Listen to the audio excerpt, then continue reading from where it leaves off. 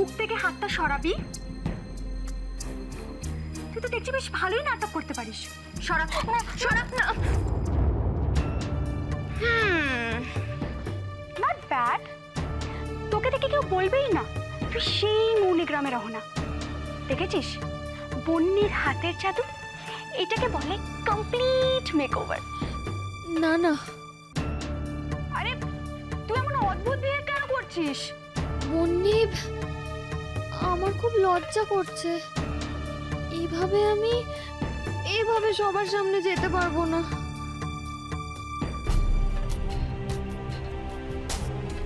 এই হাতিটার জন্য আমার পুরো প্ল্যান ফেল হয়ে যাবে।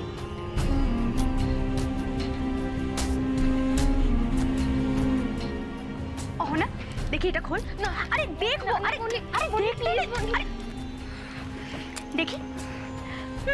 তোকে তো বেশ স্মার্ট দেখতে লাগছে।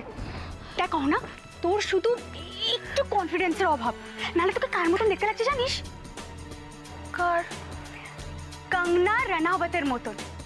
সেটা তুই নিচে গেলেই বুঝতে পারবি। এই অহনা, তুই ওই ফিল্মটা দেখেছিস ক্রিশ 3?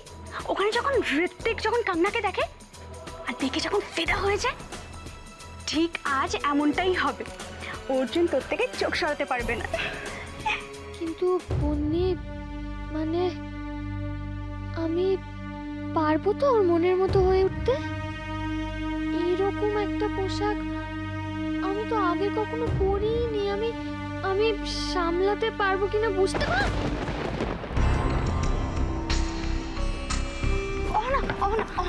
দেখ দেখ দেখ, রিল্যাক্স। তুই আমাকে ভরসা করিস তো?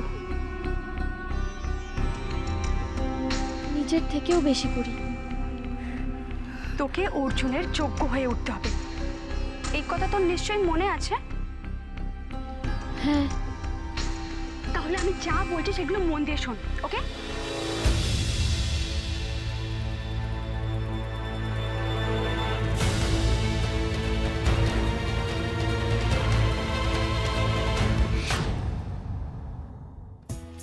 ইস, পার্টির হই হট্টগোলে আমি ভুলেই গেছি এগুলো দিতে। পিমনি কখন আমাকে এগুলো দিয়েছিল, বলেছিল নতুন বৌদিকে দিয়ে দিতে, আর আমার মাথা থেকে বেরিয়ে গেছে পুরো ব্যাপারটা। জেঠিমনি জানতে পারলে তো আমাকে প্রচন্ড বকবে।